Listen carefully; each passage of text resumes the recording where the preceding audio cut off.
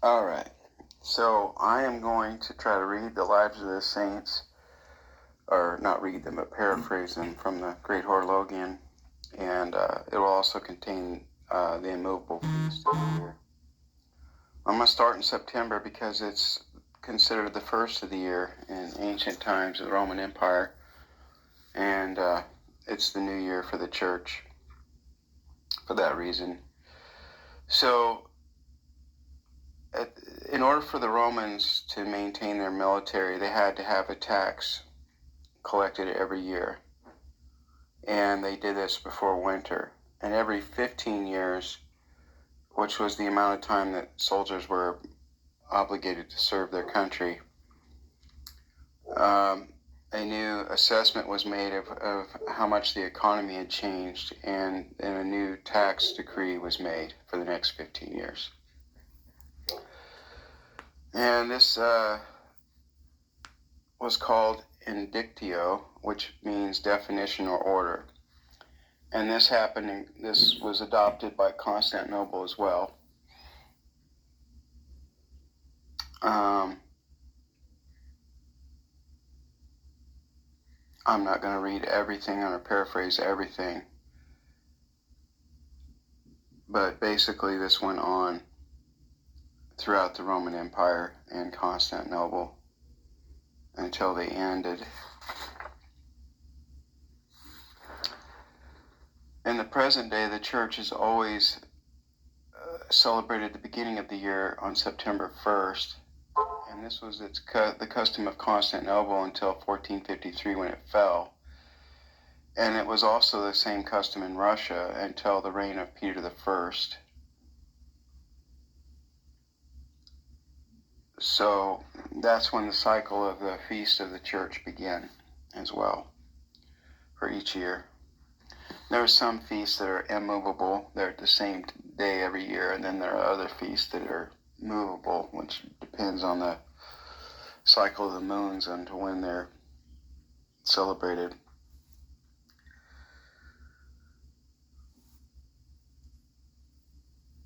So Saint Simeon is celebrated the 1st of September. He was born in 390 in a village called Sis in Cilicia in Syria. He was a shepherd and became a monastic at a very young age. He tried out different ways of living as an ascetic. He tried it in the monastery, and then he tried it out in the wilderness, and he started standing on top of pillars that gradually got higher and higher. And he did this for more than 40 years. And most of that time he spent standing up. One of his feet became gangrenous, and other parts of his body broke down as well. He didn't do this out of vainglory. Some of the people made this accusation against him because he was already famous for his asceticism before he started doing the pillar. Many people came to touch his garments for healing or for blessings, or to escape their being oppressed by demons.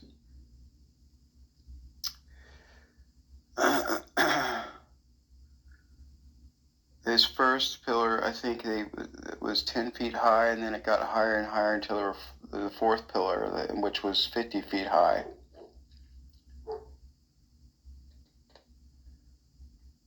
A church historian named Theodore of Cyrus was an eyewitness and wrote about him while he was alive and called him the great wonder of the world, end quote, quote unquote. God gave him the strength to persevere and to do this incredible feat. And people came to see him from all over: Persia, Georgia, South Arabia, Thrace, Italy, Spain, Gaul, British Isles, Armenia.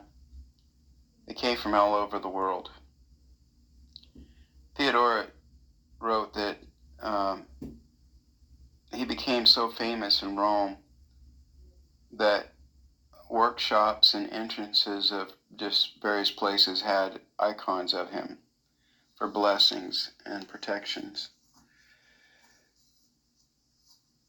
Many nomadic Arabs by the thousands were baptized and believed in Christ because of him. And the king of Persia sent people to ask about his way of life, and the queen asked to be sent oil that he had blessed. He was a very good defender of church doctrines and confirmed orthodoxy of the Holy Council of Chalcedon. For many had been fooled by the teaching of Monophysites, including Empress Eudocia, the widow of Theodosius the Younger. After a long life of incredible achievements and struggles, he died in peace at the age of 69 in the year 459. Now, I'm not going to be able to do all of the saints or all of the feasts, but I will do as many as I can. So also remembered on the first is Jesus of Navi, or Joshua. He was born in the tribe of Ephraim in Egypt, 17 centuries before Jesus. When he was 85, he became the successor of Moses, and he held back the river Jordan's flow to allow Israelites to cross over on foot. He had the sun to stop in the sky while he was warring against the Amorites, and he divided up the promised land of Palestine among the 12 tribes of Israel and governed them for 25 years. He wrote the Old Testament book, and it's named after him, and after he lived 110 years, he reposed in the 16th century before Jesus Christ. His name means God saves.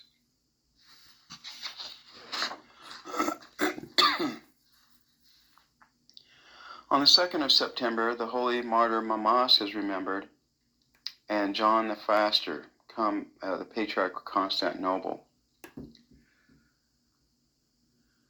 Saint Mamas came from Gangra of Paphlagonia. He was born inside of a prison.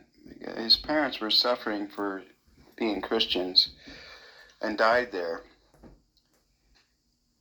He was named Mamas because he didn't talk for a long time. And then finally he addressed his stepmother, Amia, as Mama. And that's why he was named Mamas. He died as a martyr in the year 275. Saint John the Faster, Patriarch of Constantinople, was a patriarch during the reign of Tiberius in the year 582. He governed the church for 13 years and 5 months and died in peace in 595. It was during his reign in the year 586 that the title Ecumenical Patriarch came into use. September 3rd, we remember the holy hieromartyr Anthimus, Bishop of Nicomedia, and our righteous father Theoctistus, fellow ascetic of St. Euthemius the Great. So after there were 20,000 martyrs killed in Nicomedia, their bishop Anthimus ran away to a village to care for the remaining people in his flock.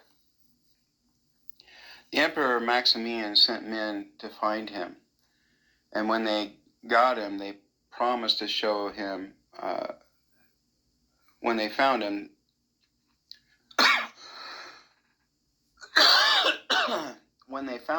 the soldiers found him,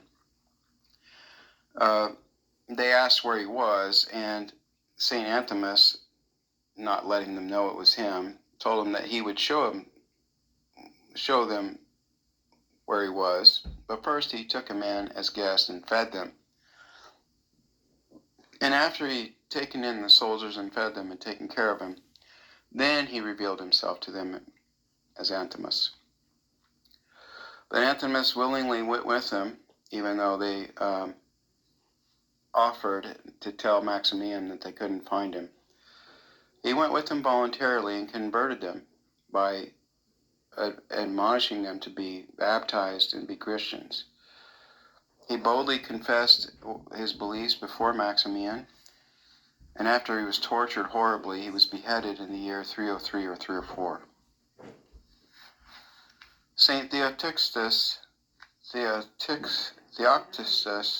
I'm not sure how you say that correctly, forgive me, was a monk in the Palestinian Lavra of Faran.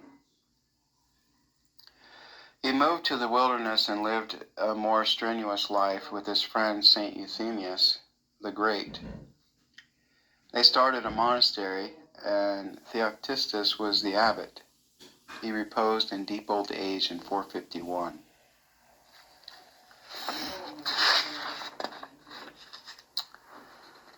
So, September 4th, we commemorate the holy prophets Moses, the seer of God, and Aaron, his brother, and the holy hieromartyr Babylas, bishop of Antioch. Prophet Moses, his name means one who draws forth or is drawn from, in other words, the water, loved wisdom and was extremely wise and a good lawgiver. He's the most ancient historian of all historians. He came from the tribe of Levi, the son of Amram, and Jochebed, Numbers 26:59, Jochebed. He was born in Egypt 17 centuries before Jesus Christ. While he was only 3 months old, he was put in a basket made of papyrus and covered with pitch and put into the Nile River because Pharaoh said that all male children of the Hebrews would be put to death. Pharaoh's daughter took him out of the river and adopted him as her son, and he lived in the king's palace for 40 years. When he was 60 years old, he fled to Madian, and on Mount Horeb he saw the burning bush, and so he was ordained by God to lead Israel and bring them out of Egypt, which he did through the Red Sea as if it were dry land, and governed the people for 40 years. He worked many miracles and signs and wonders and wrote the first 5 books of the Old Testament. When he reached the land of Moab, he went up to Mount Nabu, and on the peak called Phasga, and there by command he died in the 16th century before Jesus Christ. He lived 120 years. The first 2 odes of the Old Testament, "Let us sing to the Lord," and "Attend, O heaven, and I will speak," were written by him. The first was chanted on the shore of the Red Sea when the Israelites had crossed it, and the second one in the land of Moab a few days before he died. The holy high priest Aaron was his older brother, and he was appointed by God to serve as the spokesman of Moses before the people because Moses had a speech impediment. It doesn't say that here, but it's tradition. He also spoke before Pharaoh in Egypt. Afterwards, in the wilderness, he was called to the ministry of the high priest, as is explained in the book of Exodus, Leviticus, and Numbers in the Old Testament. His name means enlightened.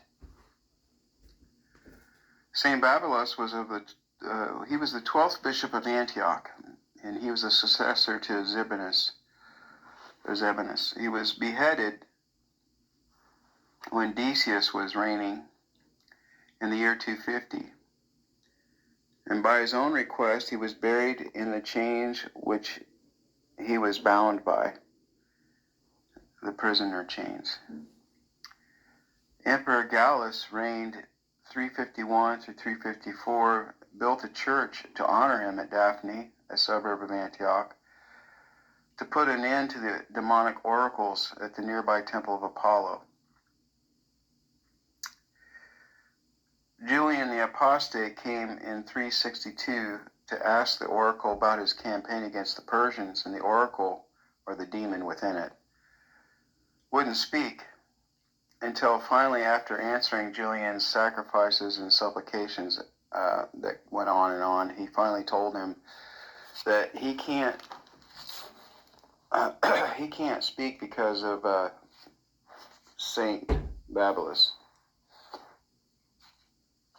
Quote, this is I've actually said, quote, "The dead prevent me from speaking," end quote.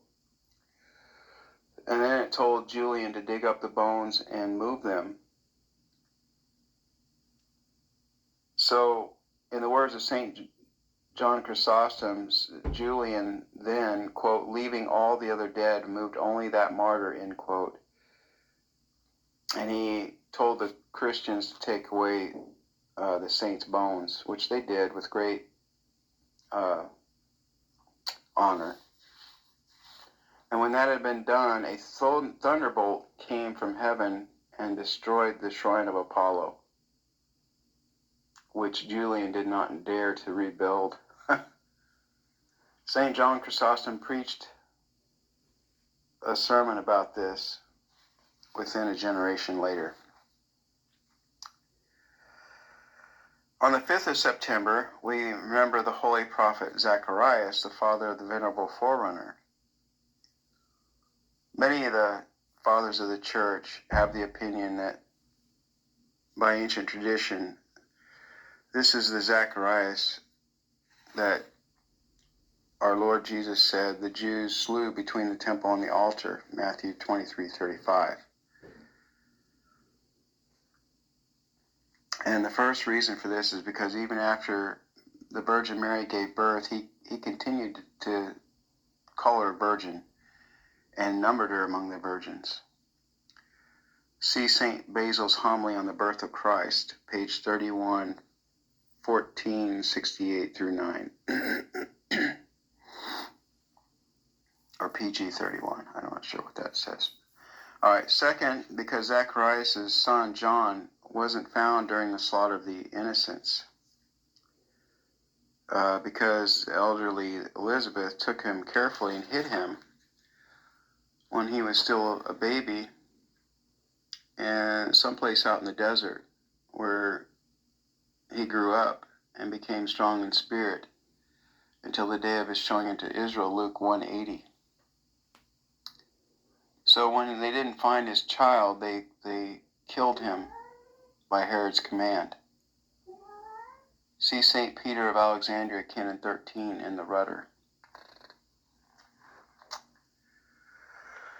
On the 6th, we commemorate the miracle wrought by the Supreme Commander and Archangel Michael in Colossae, that is Chone.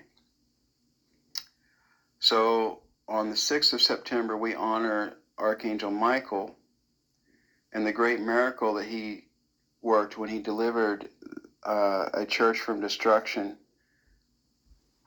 and a holy spring named for him.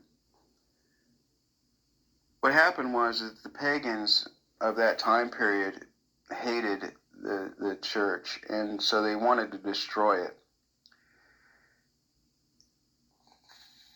And they changed the course of 2 rivers and tried to point it towards the church to destroy it by a flood. But the Archangel Michael appeared, and with a cross and a great earthquake, it shook the entire area. It diverted the waters into an underground course. And so that place was changed from the name of Colossae to Chone, which means funnels in Greek. On the 7th of September, we commemorate the 4 feasts of the birth of the Most Holy Theotokos, the Holy Martyr, and the Holy Martyr Sozen. So this holy martyr was a shepherd in Laconia, and he was born as a pagan, and his name was Tarsius. But at baptism, he was renamed Sozen. I wonder where that came from. Anyway, filled with zeal for the truth, he taught everyone around him to stop worshiping idols. And once he went into the temple of Artemis in Pompeipolis of Cilicia, and he cut off the golden hand of the idol, and broke it into small pieces and gave it to the poor in the area. He dispersed it to all the poor. And when he saw a bunch of other people being punished for the theft of the golden hand, he went and gave himself up and turned himself in to the governor, Maximian. He was beaten with rods until his bones were broken. According to some, he suffered martyrdom in 288, and according to others, it was 304.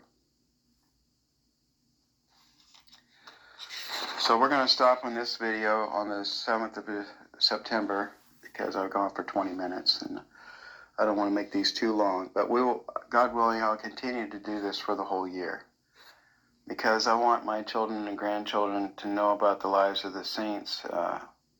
And these are just some of them. And the Great Horologian, which you can get from the Holy Transfiguration Monastery in Brookline, Massachusetts. And, I would like to read as many lives of the saints as I can, but these are very brief, so I can summarize these and get through a lot of them. It's good to know your history and the history of Christianity and where we come from. Christianity is responsible for the peace in the world, and when it goes away, the world goes away. So the world won't succeed in making the church go away. God promised that, but it's going to get really bad before his second coming. So I want my children and grandchildren to know the lives of the saints and to stay with the church. So pray for me, a sinner. God bless. Over and out.